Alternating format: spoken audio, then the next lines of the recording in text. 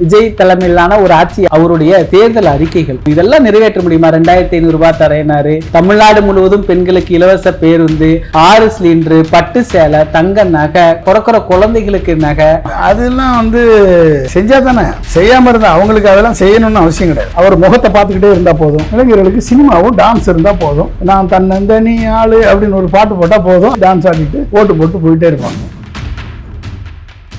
அவர் செய்யணுன்ற சொல்ற திட்டத்தை செயல்படுத்தணும்னா எக்ஸ்ட்ரா 4 லட்சம் கோடி வேணும். இவர் சொன்ன திட்டங்கள் அத்தனையுமே நம்ம ஆட்சிக்கு வர மாட்டோம்னு நினைச்சு அடிச்சு விட்டது. அது எழுதுறப்ப அமித்ஷா வலையில நல்லா மாட்டி விட்டாரு. கஜானாவே இல்லை, பணமே இல்லை அப்படின்னு சொல்லுவாரு. வலியை தூக்கி திமுக மேல போடுவாரு.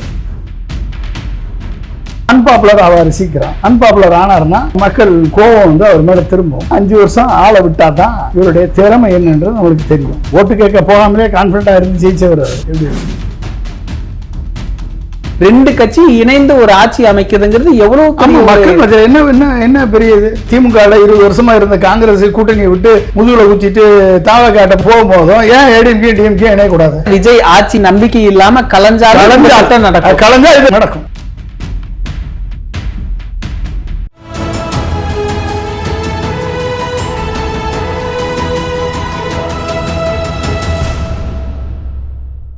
தமிழ் நிறம் நேயர்களுக்கு வணக்கம். இன்று நம்முடைய அரசியல் விமர்சகர் மற்றும் விஞ்ஞானி டாக்டர் வி பொன்ராஜ் அவர்கள் இணைந்துள்ளார். சார் வணக்கம். சார் வணக்கம். எப்படி இருக்கிறீங்க சார்? விஜய் தலைமையிலான ஒரு ஆட்சி, அவருடைய தேர்தல் அறிக்கைகள் 2500 ரூபாய் நம்ம நிறைய பேசியிருக்கிறோம், நீங்க சொல்லியிருக்கிறீங்க. இதெல்லாம் என்ன சார்? இதை பத்தி நம்ம கண்டிப்பா பேசிதானே ஆகணும். இதெல்லாம் நிறைவேற்ற முடியுமா? 2500 ரூபாய் தரேனாரு, தமிழ்நாடு முழுவதும் பெண்களுக்கு இலவச பேருந்து, 6 சிலிண்டர், பட்டு சேலை, தங்க நகை, பிறக்கிற குழந்தைகளுக்கு நகை, மோதிரம் போடுறேங்கிறாரு. இவ்வளவு திட்டம் இருக்கு. பயிர்க்கடன் தள்ளுபடி என்ன நடக்கும்? எப்படி நிதி நிலைமை இருக்கு? இதெல்லாம் சாத்தியப்படுமா? அதெல்லாம் செஞ்சா தானே. செய்யாம இருந்தா அவங்களுக்கு அதெல்லாம் செய்யணும்னு அவசியம் கிடையாது. அவங்களுக்கு விஜய் என்ற ஒரு நடிகர், அவர் முகத்தை பார்த்துக்கிட்டே இருந்தா போதும். அவங்களுக்கு இதெல்லாம் செய்யணும்னு இல்லைன்னா கூட ஓட்டு போடுவாங்க. செய்யணும்னு அவசியம் கிடையாது. சொன்னதை செய்யணும்னு அவசியம் கிடையாது. 100% நம்புங்க, நான் சொன்னதை செய்வேன்னு அவர் சொன்னார். அவர் சொன்னது என்ன சொன்னார்னு அவர் கேட்டிருக்க மாட்டாங்க. அவரை பார்க்கத்தான் வந்தாங்க, பார்த்து தான் ஓட்டு போட்டாங்க. ஓட்டு கேட்டு வராமையே ஓட்டு போட்டிருக்காங்க, பிரச்சாரத்துக்கு வராமையே ஓட்டு போட்டிருக்காங்க. அப்படிங்கும்போது இவர் செஞ்சான்னா செய்யாட்டாங்க, செய்யணும்னு அவசியம் இல்லை. அவர் செய்யணுன்ற சொல்கிற திட்டத்தை செயல்படுத்தணும்னா எக்ஸ்ட்ரா 4 லட்சம் கோடி வேணும். பட்ஜெட்டே 4 லட்சம் கோடி தான். அதாவது 1 லட்சம் கோடி வருவாய் பற்றாக்குறை, ஃபிஸ்கல் டெபிசிட். இதில் இன்னொரு 4 லட்சம் கோடி எங்கே போவீங்க? அந்த 4 லட்சம் கோடி வருஷம் 4 லட்சம் கோடி. அப்போ 5 வருஷத்துக்கு 20 லட்சம் கோடி வேணும். ஒன்று சென்ட்ரல் கவர்மெண்ட்டு ஸ்பெஷல் பேக்கேஜ் போட்டு வருஷத்துக்கு 4 லட்சம் கோடி எக்ஸ்ட்ரா 4 லட்சம் கோடியை கொடுத்தா, பீகார் கொடுத்த மாதிரி, குஜராத் கொடுத்த மாதிரி, உத்தரப்பிரதேசத்துக்கு கொடுத்த மாதிரி கொடுத்தா அவர் செயல்படுத்துவார். இல்லைன்னா ட்ரம்ப்கிட்ட போய் ஒரு 10 லட்சம் கோடி வாங்கிட்டு வந்தாருன்னா செயல்படுத்தலாம். இல்லைன்னா ஒரு சினிமாவில் நடித்து அந்த நடிக்கிற வர்ற பணத்தில் 4 லட்சம் கோடி 4 லட்சம் கோடி அதெல்லாம் அவங்களுடைய தொண்டர்கள்லாம் அப்படி தான் நம்பிட்டு இருக்காங்க. அவதார் படமே 2500 3000 அவ்வளோதான். அது 2300 கோடி அவட இவர் நடித்தாருன்னா 4 லட்சம் கோடி சம்பாரிச்சிடுவார். சம்பாரித்து அந்த பணத்தை கொடுப்பாருன்னு எத்தனை பேர் பேசுனாங்களா இல்லையா? அவங்கள நம்ம ஏதாவது சொன்னோம்னா நம்ம மேலே கோவப்படுறாங்க. சரியா? ஸோ அப்போ சினிமாவில் நடித்து 4 லட்சம் கோடியை சம்பாரித்து கொண்டாந்து கொடுப்பாரு. கொடுத்து மக்களுக்கு சொன்ன திட்டங்கள்லாம் நிறைவேற்றுவார் அப்படின்னு நினச்சிக்க வேண்டியதான். இல்லைன்னா எங்கிட்ட நிறைவேற்றுறது. அதனால தான் நான் சொல்கிறேன், இவர் சொன்ன திட்டங்களுக்கும் இவருக்கும் சம்மந்தம் இல்லை. இவர் சொன்ன திட்டங்கள் அத்தனையுமே நம்ம ஆட்சிக்கு வர மாட்டோம்னு நினச்சி அடித்து விட்டது. அது எழுதுறப்ப அமித்ஷா வலையில் நல்லா மாட்டி விட்டார். வந்தாச்சு ஆட்சிக்கு, வந்தால் நிறைவேற்ற முடியாது. 4 லட்சம் கோடிக்கு எங்கே போகிறது? ஓகே, கஜானா காலின்னு சொல்லுவார். அது கஜானாவே இல்லை, பணமே இல்லை அப்படின்னு சொல்லுவார். வலியை தூக்கி திமுக மேலே போடுவார். 2 இலக்க பொருளாதார வளர்ச்சி கொடுத்து, தமிழ்நாடு அஷ்யூர்டு பென்ஷன் ஸ்கீம் கொடுத்து, 13,000 கார்பஸ் ஃபண்டு கொடுத்து, 11,000 ரூபா ஆனுவல் கமிட்மெண்ட்டுக்கு கொடுத்து, 1000 ரூபா எல்லாருக்கும் மகளிர் உரிமை தொகை எல்லாம் கொடுத்து ஆட்சி நடத்தின திமுகவை குறை சொல்லுவார். திமுக மேலே பழிய போடுவார். அதுதான் பண்ண முடியும். வேறு என்ன பண்ண முடியும்? மக்களுக்கு சொன்னது செய்ய முடியுமா? செய்ய முடியாது. அப்போ அன்பாப்புலர் ஆவார் சீக்கிரம். அன்பாப்புலர் ஆனார்னா மக்கள் கோபம் அவர் மேலே திரும்பும். ஆனாலும் இளைஞர்கள் வந்து அவர் சினிமாவில் சொன்ன மாதிரி வசனம் பேசுன மாதிரி எங்களை காப்பாற்றுவார் அப்படின்னு நம்பிக்கிட்டு இருப்பான். படித்தவன் இதெல்லாம் படித்தவங்க நம்பிட்டு இருப்பான். அவன் நம்பினவனை போய் நம்ம என்ன பண்ண முடியும்? போகட்டும், வேலை வாய்ப்பு வருதா, உருவாகுதா, எல்லாம் சொன்னதெல்லாம் நடக்குதான்றதை பார்க்கணும். அதான் 5 வருஷம் ஆளை விட்டால் தான் இவருடைய திறமை என்னன்றது நம்மளுக்கு தெரியும். அவர் இந்த முன்னாடி இந்த அறிவிப்புகள்லாம் கொடுக்கும்போது ஒன்று சொன்னார். என்ன சொன்னாருன்னா, இருக்கிற அரசாங்கங்கள் வந்து இந்த மக்கள் திட்டங்களுக்கான பணத்தில் பெரும் தொகையை அவங்க சொந்தத்துக்கு எடுத்துடுறாங்க, மக்களுக்கு முழுமையாக செலவு பண்ணல, அதை மக்களுக்கு முழுமையாக செலவு பண்ணுறதுக்கு வச்சாலே இந்த திட்டங்களை நான் நிறைவேற்றிடுவேன்னு சொன்னேன். அப்படி பண்ண முடியுமா?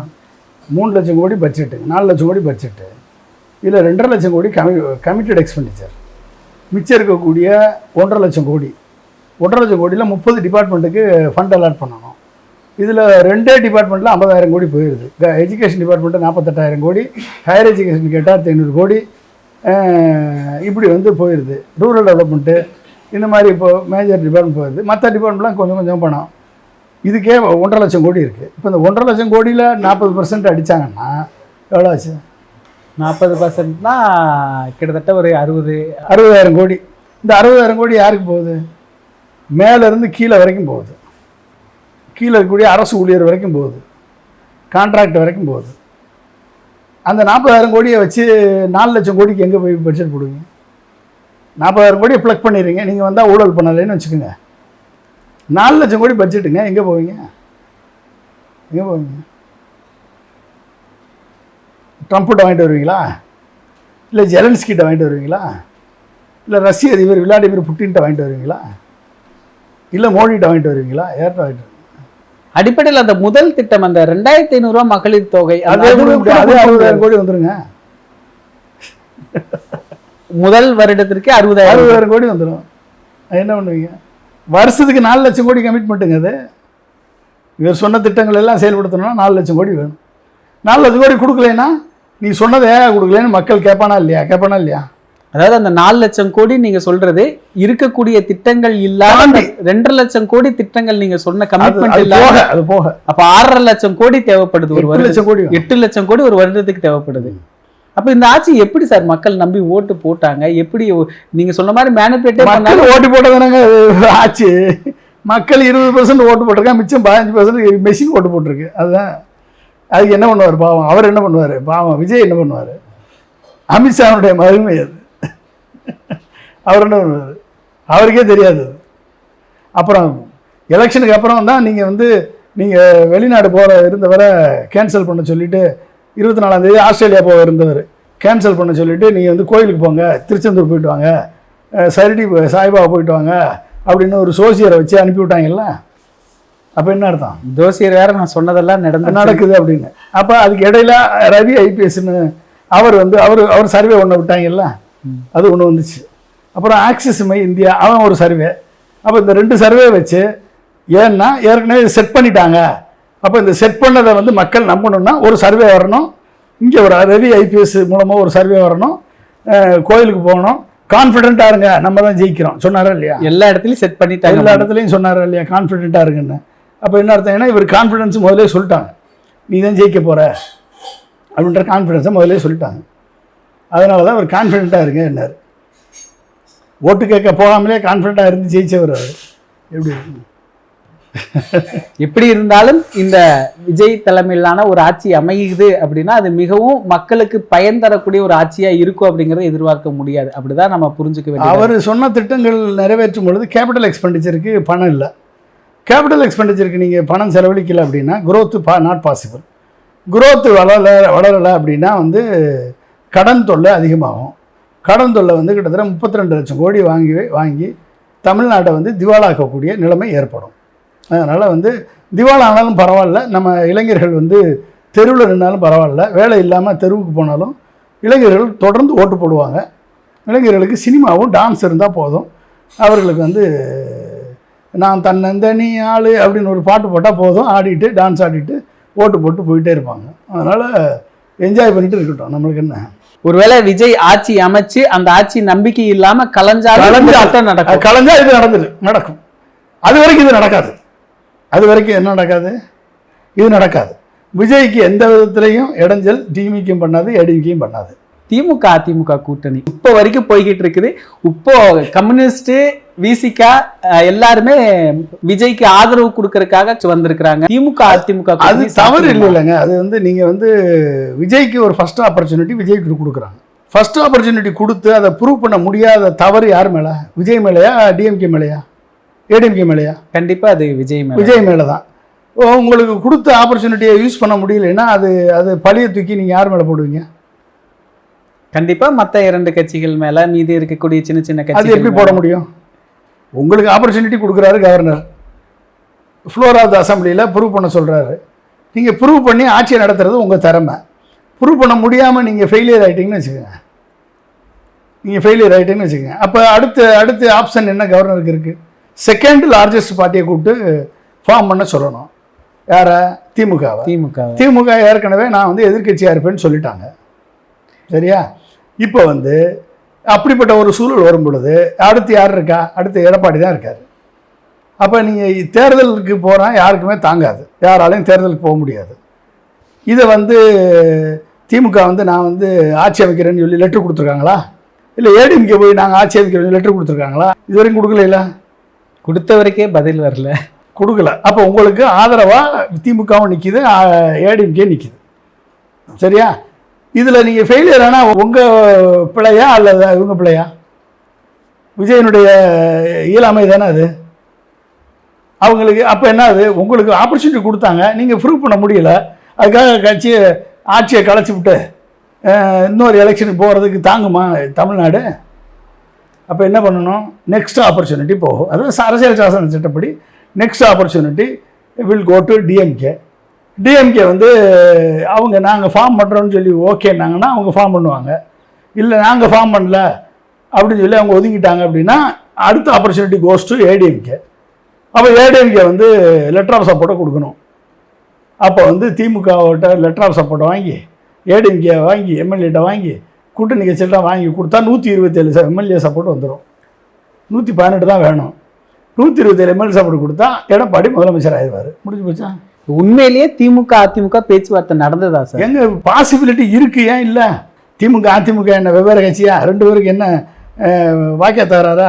அது 2 பேரும் தாய் கழகம் தானே திமுக. ஆனா எப்படி விஜய் வந்தது ஒரு பெரிய வரலாற்றிலேயே இது வரைக்கும் இல்லாததுன்னு எல்லாரும் போர்ட்ரேட் பண்றாங்களோ, அது மாதிரி 2 இருதுருவ கட்சிகளும் ஒரு விஜய்ங்கிற ஒரு பிம்பத்தை எதிர்த்து ஒண்ணு சேர, ஒரு பிம்பத்தை எதிர்த்தெல்லாம் போகல. அவங்க சேர்றதுங்கிறது ஒரு அவங்க எதுக்கவே இல்லையா? கட்சி எதுக்கவே இல்லையா? இவர் தானே அவங்களை எதிர்த்தாரு. அந்த கட்சியில இருந்து இங்க வந்தாலும் இந்த கட்சியில இருந்து அங்க போனாலும், இப்போ ஓபிஎஸ் வந்ததே கடுமையா விமர்சிச்சாங்க அதிமுக. இந்த அளவுக்கு இருக்கும்போது 2 கட்சி இணைந்து ஒரு ஆட்சி அமைக்கிறதுங்கிறது எவ்வளவு மக்கள் என்ன பெரிய இது? ஏன் அமைக்கக்கூடாது? காங்கிரஸ் திமுக 20 வருஷமா இருந்த காங்கிரஸ் கூட்டணியை விட்டு முதுகுல குத்திட்டு தாவக்காட்ட போய் போகும்போதும் ஏன் ஏடிஎம்கே டிஎம்கே இணையக்கூடாது? இப்போ அடுத்த ஒரு தேர்தல்னா யாரை எதிர்த்து இவங்க தனித்தனியாக நிற்பாங்க. நான் இவ்வளோ பண்ணியிருக்கேன், நீ இவ்வளோ பண்ணியிருக்கேன்னு சொல்ல போகிறாங்க. மக்கள் ஓட்டு போட போகிறாங்க. இப்போ என்ன பிரச்சனை? அப்போ இப்படி ஒரு ஆட்சி அமையறதுக்கு ஒரு வாய்ப்பு இருக்கு. நிகழ்கால அரசியல் குறித்து பல தகவல்களை பகிர்ந்து கொண்டதுக்கு நன்றி.